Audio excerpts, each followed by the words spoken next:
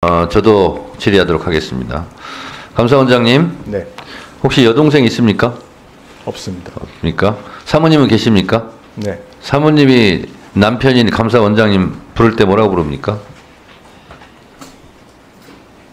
그냥 묻는 거예요. 아니, 그걸 뭐 사모님께서 여기서, 예. 감사원장님을 부를 때 호칭을 뭘로 하냐고요? 그건 뭐 여기서 답변을 해드려야 됩니다. 뭐 여보 이렇게 하지 않습니까? 뭐 당연히 뭐 그렇죠. 예, 예. 예. 오빠 이렇게는 안 부를 거 아니에요. 예. 오늘 오빠가 난립니다 지금.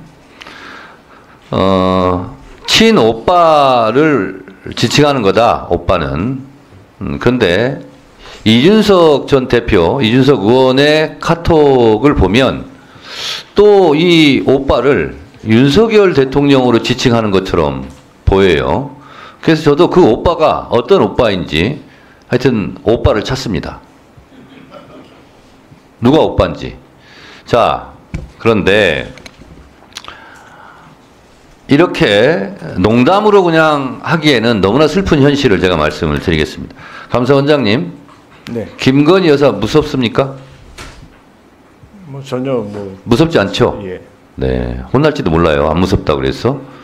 자, 저는 이 윤석열 정권이 임기 절반도 안 돼가지고 지금 내임덕을 넘어서 대드덕으로 가고 있는 것은 대통령실의 무리한 출석 이전부터 잉태되었다. 이렇게 생각을 합니다. 그게 시작이었다. 그러니까 지지율이 40%는커녕 30%, 어떤 여론조사는 지금 19.2%까지 나왔어요. 거의 뭐 탄핵 전야입니다, 지금. 자, 21세기 대명천지에 21g 같은 회사가 국가보안시설일 수 있는 관저공사에 이렇게 개입했다라는 것이 참으로 놀랍습니다. 먼저 보겠습니다. 모든 사업에는 사업 계획이 있고 그에 따른 계약 체결이 있어야 되는데 21g 같은 경우는 사업 계획과 그에 따른 계약 체결이 없어요. 그냥 무조건 공사부터 시작합니다. 이게 대한민국에서 이런 일이 있을 수 있을까요? 시공, 감독, 준공 과정에서 거의 모든 법을 위반했어요. 국가계약법, 건설산업기본법 다 위반했어요. 이 정권은 출범하면서 대통령실 이전하면서부터 위법을 시작해요. 두 번째, 대통령 비서실 측이 실제 공사 내역을 반영하는 준공 도면 등도 제출받지 못했어요. 그냥 공사를 시작합니다. 공사가 먼저 진행되면서 관자에 대해서는 규정에 따른 준공 검사도 이루어지지 못했어요. 대한민국 어디 농막 하나라도 지으려고 해도 이러지 않습니다. 다 관공서, 군청, 구청 다 허가받고 해요. 다 감독받고 하고 감시받고 하고. 근데 대통령 관저를 이렇게 합니다. 자, 더 기가 막힌 거 보세요. 21g과 하도급 계약을 맺은 관저공사에 참여한 18개 업체 중에서 15개가 무자격이에요. 무자격.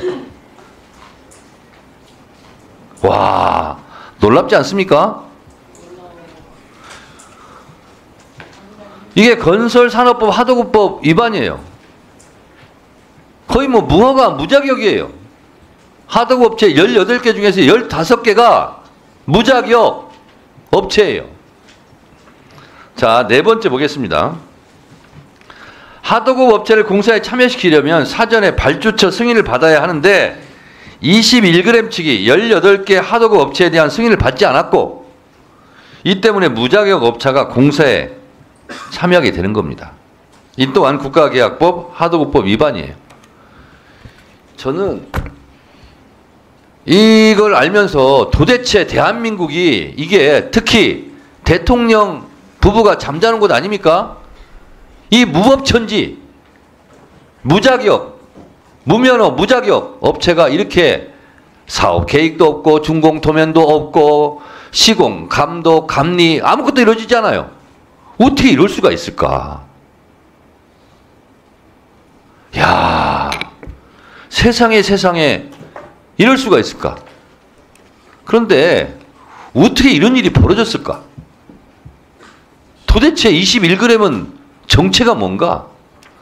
알고 보니 김건희 여사 라인이더라. 이런 겁니다. 21g 선정 과정에 대해서 이건 김호진 비서관을 말을 고스란히 믿고 해서 문제 없음 처리했다고 하는데 문제 없음이라는 것이 문제죠. 관저 공사도 다 부정부패지만 이것을 감사한 감사원의 감사도 총체적 부실 감사예요. 실정법을 이렇게 많이 위반했는데도 경미하다고 지금 감사원장이 얘기하고 있어요. 이 21g 이분이 김건희 여사와 전부터 밀접한 관계가 있었다는 거 아니겠어요? 무슨 전시회 할 때 뭐 후원했다, 기획했다, 뭐 이런 거예요. 다 읽지도 않겠어요. 무슨 외국말 말 어렵겠더구만요. 무슨 르꼬르 베지 예전, 자코 메티전 뭐 이런데 컨텐츠 사무실 뭐 일 시공도 했다 뭐 이런 거예요. 그리고 21g 대표 김모 씨가 비타민 디자인이라는 회사에서 디자인 실장으로 일하면서 마크 리브 사진전 1분 더 넣으세요. 피형전, 점핑 위드 리브전 이런 거에 대해서 디자인을 총괄했다는 거예요. 이 사람이 김건희 씨와 밀접한 관계가 있고 그때부터 인연을 맺었고 대통령 취임식에도 초청받았다. 이런 겁니다. 그리고 이 인테리어 업체 21g이 나라장터에 관저니까 보안을 유지하니까 공공주택 인테리어 공사 뭐 세종특별지시 왜 이게 세종특별지시를 했는지는 모르겠어요. 그랬는데 불과 2시간 49분 만에 여기가 낙찰됐대요. 서로 안 짜고 이렇게 될 수 있을까요? 야, 놀라운 일이에요. 그러니까 결국은 김호진 씨는 그냥 앞에 나와 있는 사람이고 실제로 김건희 씨가 저는 이거 다 주도했다고 봅니다. 그러니까 감사원에서도 김건희 여사 무서워서 고발 조치도 못하고 수사 의뢰도 못하고 그냥 경미한 사건으로 아 이건 덮어야 되겠구나 이렇게 생각한 것 같아요. 답변 드리겠습니다. 감사원장님, 예. 뭐 답변할 게 있습니까? 조금 뭐 변명처럼 들리시겠지만 이거 저희 입장. 그럼 변명해 보세요. 예. 변명은 아니고요. 약간 지금 막 자꾸 이제 경미하다고서는 얘기를 하시는데요. 사실은 아까 이제 질의 과정에서 왜 관련 공무원들에 대해서 수사요청이나 고발하지 않았냐 이제 그런 질문에 대해서 제가 이제 다른 비슷한 공사와 관련해서 비슷해서 그렇다고 답변하는 과정에서 그렇게 된 것 같은데 저희들이 수사요청이나 고발에 이를 정도의 형사벌에 이를 정도의 사안은 아니다라고 위원회에서 논의하는 과정에서 그렇게 결론이 났다는 말씀 다시 한번 드리고요. 하여간 총체적 부실이라는 건 저희들이 감사 결과에 뭐 충분히 다 저기 지금 위원장님 말씀하신 걸 다 저희들이 감사 보고서에 적시를 했다고 생각을 합니다. 근데 아까도 말씀드렸지만 누가 시켜서 했냐, 김호진 비서관에 대해서 왜 추가 조사를 안 했냐 하는 부분은 아까도 모두에 말씀드렸지만 이게 수의계약이 된 거고요. 수의계약 자체는 적법하다고 봤기 때문에 그리고 그 이후에 그 업체에 어떤 특혜가 간 부분이 없었기 때문에 이걸 갖다 누가 발주해서 누가 시켜서 누구 사주로 어떤 업체가 선정됐냐 하는 부분은 저희들이 크게 중요하지 않다고 생각을 했습니다. 그래서 원장님 예. 정리하시고요. 그 잘하는 거 특기 있잖아요. 수사기관에 이 자료를 흘리시든가 고발하든가 하세요.